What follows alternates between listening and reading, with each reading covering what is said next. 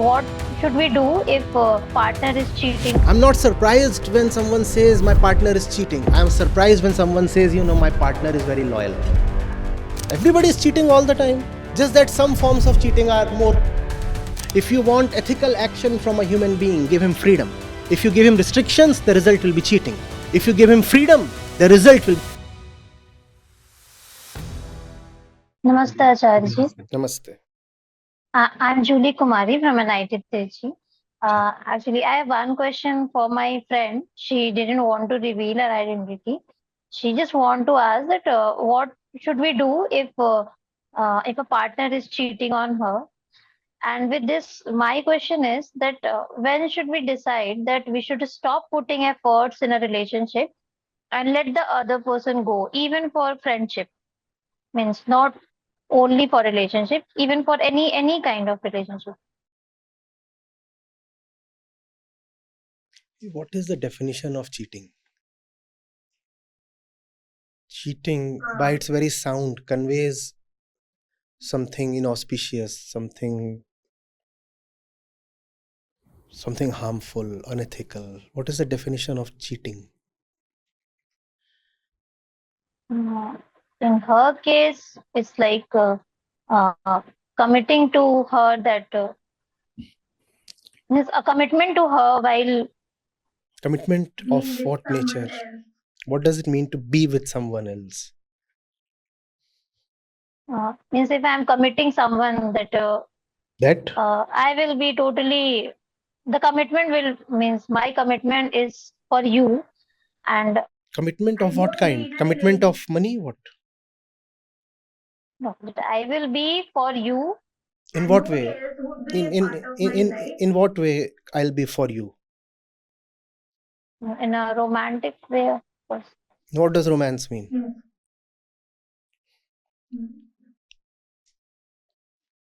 I want to understand.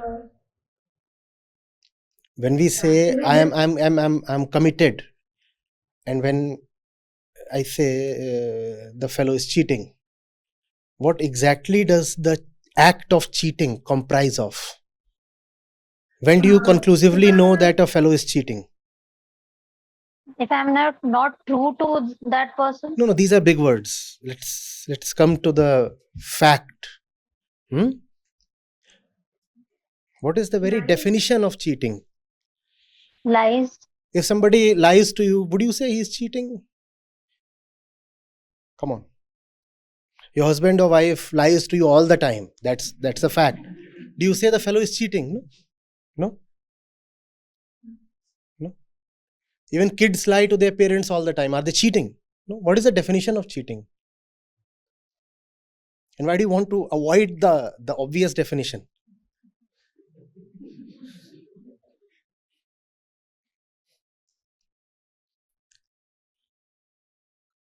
The fellow is with someone in a physical way. The fellow is sleeping with someone. That's what you call as cheating, right? The fellow is sleeping with someone. So why did we avoid it for so long? There's lies or romance, all that is not the thing.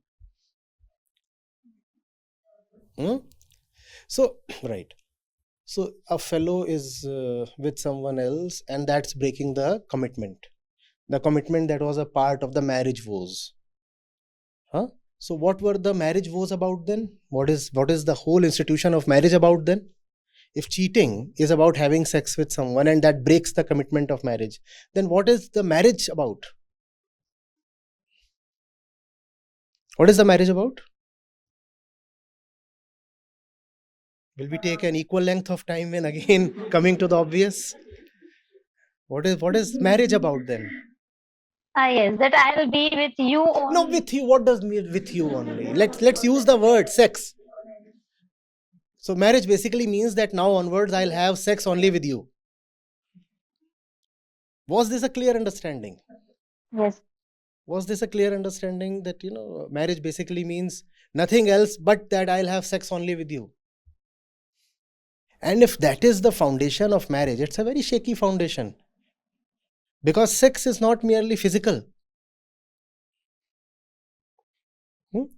More often than not, you will not even discover when your spouse is having non-physical sex with someone.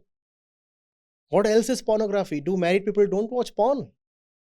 That too would come under the definition of cheating. Do married people not enjoy an actress's body on the silver screen?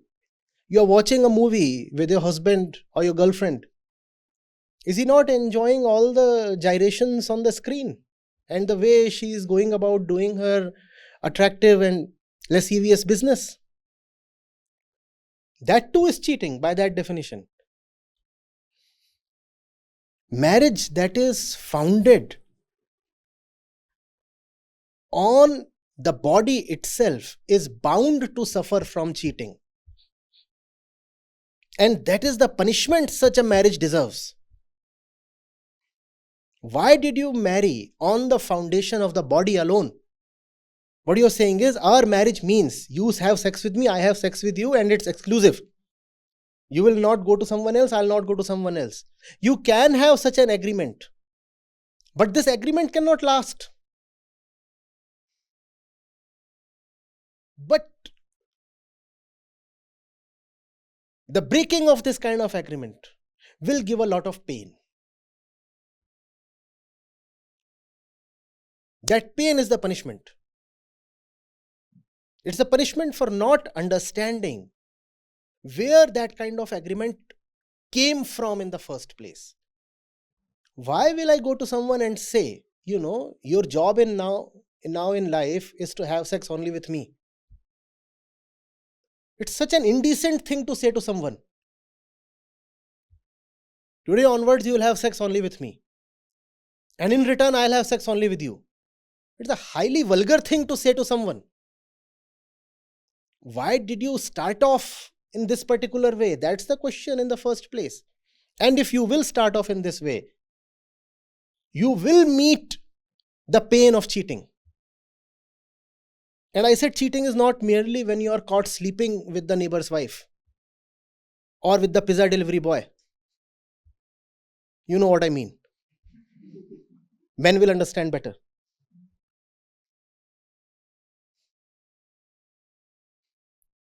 Everybody is cheating all the time. Just that some forms of cheating are more tolerable. You cannot keep objecting to everything, You went with your hubby to the market and he was found peeping down the sales girl's cleavage. You cannot serve him a divorce notice merely on that. Because he is anyway doing that all the time. Even with the housemaid, he is doing the same thing. Is that not cheating?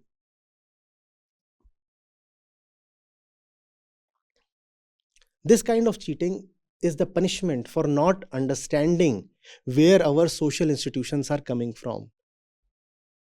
If a man and woman have to be together, they must be together on the foundation of love and friendship. Not on the basis of this kind of a vulgar commitment.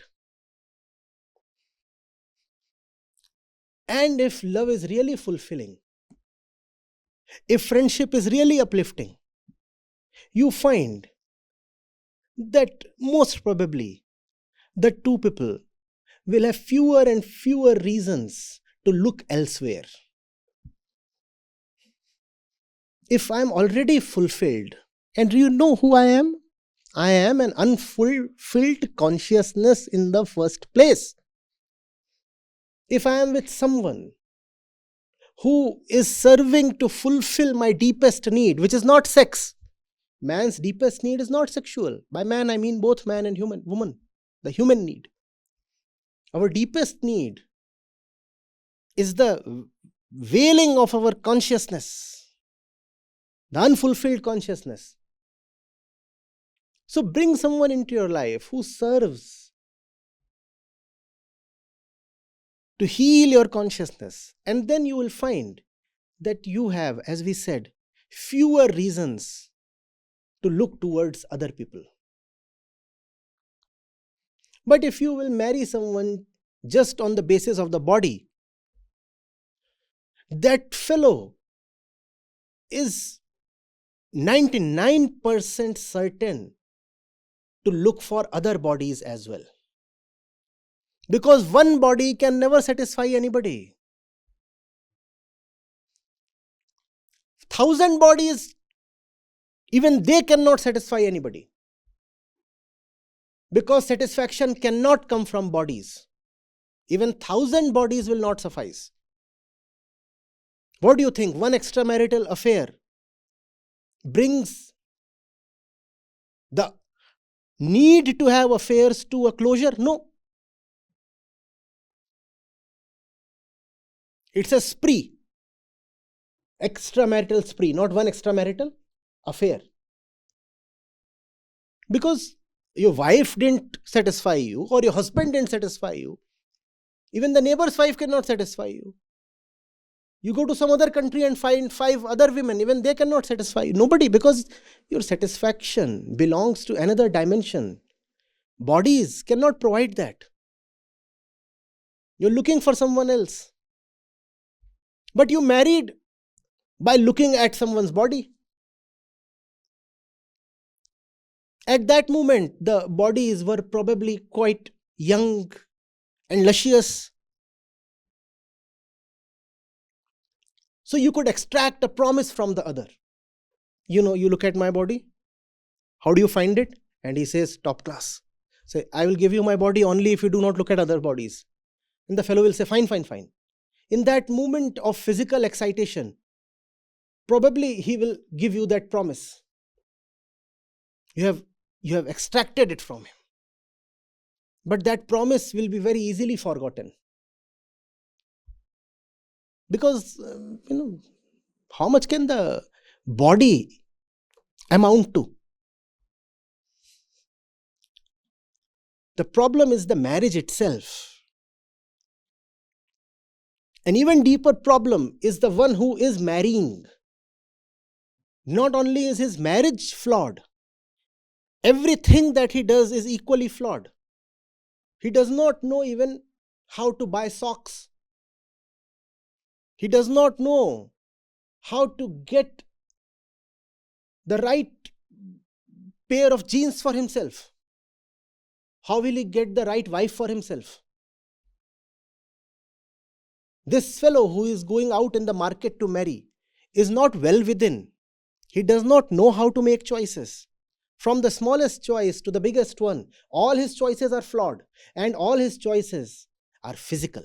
That's why they are flawed. Anything that he does is based on physicality. Marriage is based on physicality. And later on he starts crying, my wife is sleeping with someone else. There is no solution. This kind of cheating is the obvious result of the flawed arrangement called the blind marriage. I'm not surprised when someone says my partner is cheating. I'm surprised when someone says, my partner is very loyal. You say, how innocent are you? How innocent? May you stay innocent. As they say, ignorance is bliss. Ignorance is bliss. And those who have not managed to lay their hands on the neighbor's wife are just afraid of her husband. The moment the opportunity presents itself, nobody is going to resist it. Take it from me. Those who have managed to behave in a moral way are the ones who have been denied of opportunities. Given an opportunity, who would not avail it? Man, woman does not matter. Everybody, except the one who is no more looking for a body. Be the one who is no more hunting for a body. And then neither will you stake an exclusive claim to your partner's body, nor would you be found running after your neighbor's wife. You would be free. Your partner would be free. And both of you would be holding your freedom very sacred. You will not want to use your freedom for something as frivolous as sleeping with someone. Sounds counterintuitive, does it not? We believe that if we want to have moral action from a human being, we must put restrictions on him. Totally wrong. If you want ethical action from a human being, give him freedom. If you give him restrictions, the result will be cheating. If you give him freedom, the result will be celibacy. Celibacy is the natural and beautiful result of absolute freedom. When you have restrictions, then you want to somehow violate the restrictions, don't you? In fact, the pleasure lies not in the neighbor's wife, but in the fact that you could scale the fence and jump into her bedroom in the dead of the night and cheat her husband. If cheating has happened, you have actually cheated on her husband, not the wife. And that's where the pleasure lies. I could fool her husband. He didn't even know. Restrictions result in cheating. Freedom results in celibacy. What does freedom mean? I am already free. So why must I use someone for fulfillment? All fulfillment is ultimately about freedom. If I am already free, why do I need to use someone to get fulfilled? Fulfillment and freedom are the same thing. I will now no more look at someone as a thing to be consumed.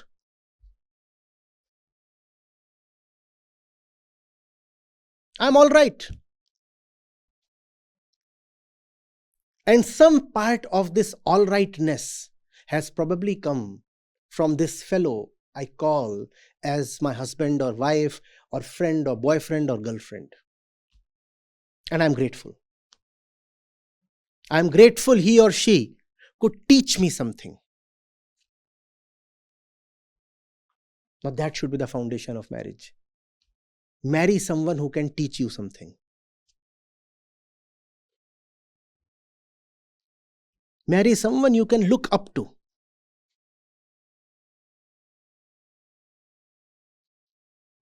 Not someone you can bring down. Not someone you can just lay on the bed. Have someone who can teach you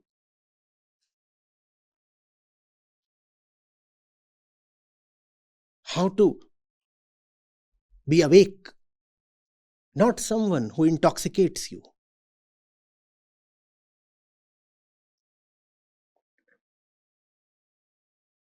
Are you getting this? This might sound bitter, but take it from me. If you will bring a person in your life, marriage or no marriage, boyfriend or husband, just on the basis of the body, your punishment will be cheating. Cheating from both sides. He will cheat, you will cheat. And if you do not actively or physically cheat, you will get frustrated and you will vent your frustration on your husband. Have you heard of the term the henpecked husband? What does henpecked mean? Do you have some experience with the chicken or a hen or a rooster? When they get frustrated, they'll come to you and start doing this. What is this? The beak. You won't really bleed. The beak is not all that sharp, but it still hurts. We had one. This one, Jitu. And he was so adept at doing this, he would just chase people and then henpecked husband. Why? Because typically the wives display more moral behaviors. Because they have been subjugated more throughout history. So the entire burden of morality is upon the woman. And the punishment is more severe for her if she deviates from the path of morality. So they are compelled to be more moral. So they don't physically cheat. Because they don't physically cheat, they get more frustrated. And then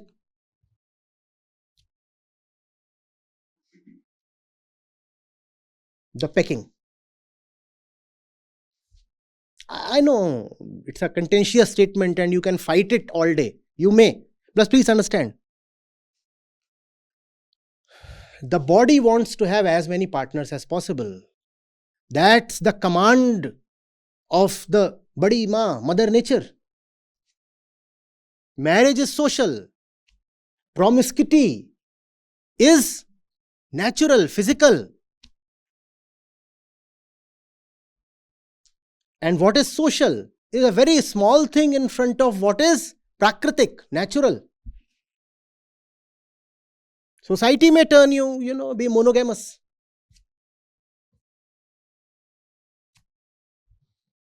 But the mother herself is telling you, go and fuck around with as many people as possible. Whose commands will you obey?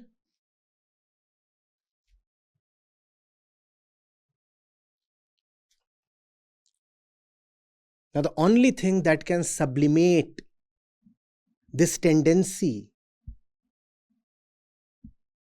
to keep looking for more and more bodies is inner fulfillment, self-realization, not marriage.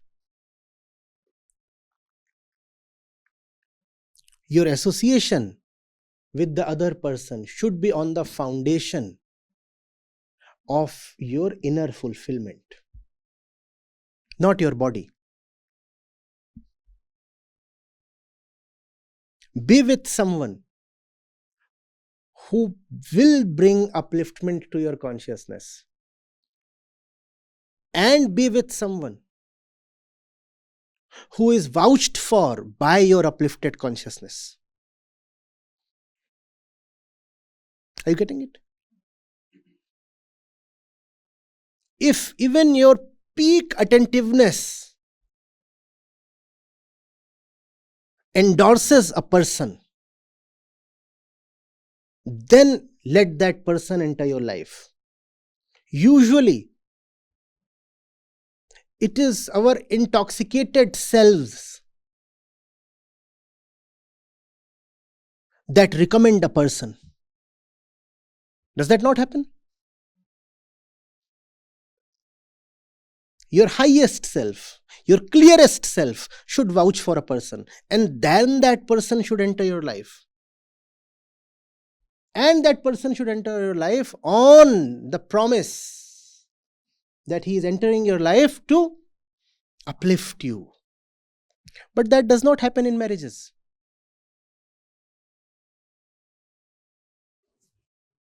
As you sow, so shall you reap. If you married in a flawed way, you'll have to suffer the curse of cheating and all those things.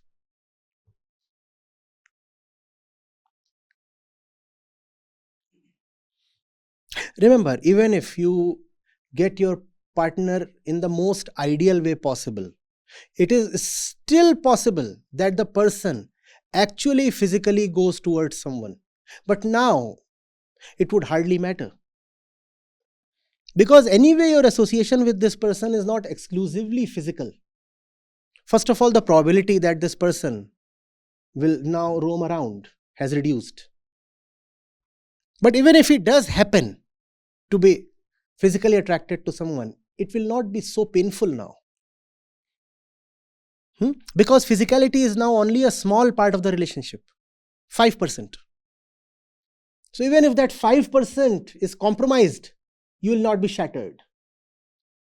95% the relationship is about something else, and nobody can spoil that 95%. So you are secure. Otherwise, you see how insecure we are about our partners. Entire companies exist just to teach girlfriends how to break open the mobile phones of their boys. He will not even come to know, and you can crack his password. Everybody is so deeply, yes, of course. Just Google for it. Because that mobile phone is the final thing in sleeping around. Everything is there. All the pics are there and the chats are there and recordings are there. So if you can somehow have a sneak peek into what's in there, and if you do not share the password and the whatever with your husband or boyfriend or girlfriend, then see how deeply insecure that person will feel. Surely there is something cooking. Why is he not showing me what's in there? This insecurity is so troubling, is it not? And this entire insecurity is about physical association. Will he sleep with someone else? Will he sleep with someone else? Is there a romance budding somewhere? Even romance is not a problem, you see. If the romance remains a romance, nobody will object that much. The problem is romances very quickly turn into sexual activity. And if sex is everything, then you'll be deeply afraid of sexual activity happening somewhere. That's the problem. For most people, sex is everything. In most relationships, sex is everything. And what is sex? Our physical, animal nature, coming from the primordial mother herself, Prakriti. We are beasts. And for a beast, sex is a lot. If our marriages are based on sex alone, then they are very beastly affairs, are they not? And we claim to be civilized people. If you tell someone, marriage is based on sex alone, they'll say, no, it's about companionship in the old age. Come on, get real. Come on. No. I'm just friends with my wife. It's not about sex at all. Even the law says that if you do not have sex for 6 months, you are entitled for divorce. Even the law says that the term consummation of marriage means sex. If you don't have sex with your wife, the marriage is not even supposed to be consummated. Even the law knows that sex is everything in a marriage. If your marriages are all about sex, then your marriages are just an expression of your beastly origins. And beasts we are by origin. Yes, we are. But why stay a beast? Why not sublimate? If you must have a person in your life, why can't that person be an agent for upliftment? A lot of people get very upset the moment you say, oh, no. They say, what do you think? Why are you always talking of sex?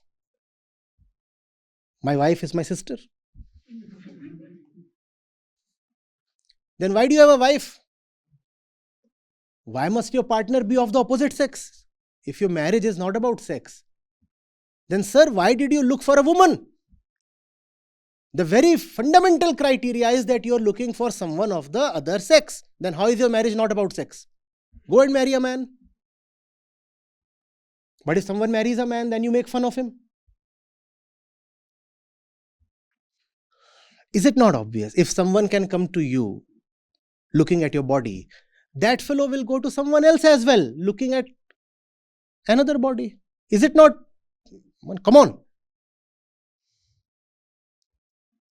You go to buy a dress at a retail store. There is one particular dress you have finalized on. Suddenly, some other dress catches your attention. What do you do? What do you do? You keep this one down and go and pick that one up. That's marriage.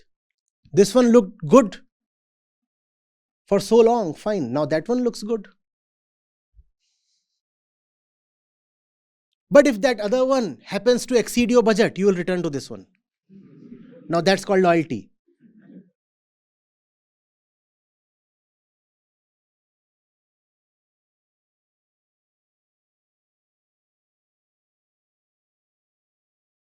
If you are physical, if you are bodily, if you are beastly, no loyalty is possible.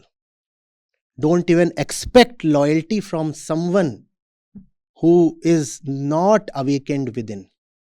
Loyalty is not something so cheap that you can be loyal to your husband or wife on the basis of marriage vows. Loyalty is fundamentally spiritual.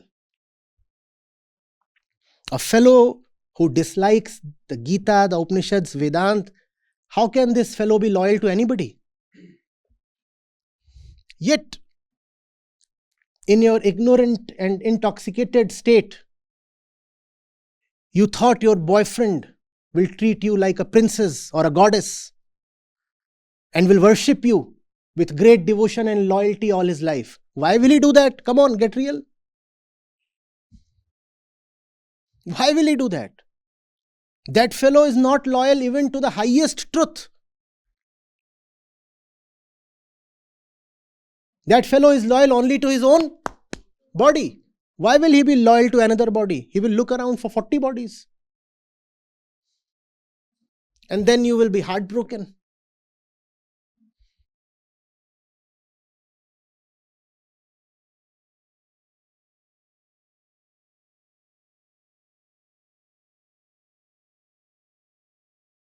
I'm sorry if what I'm saying is disturbing.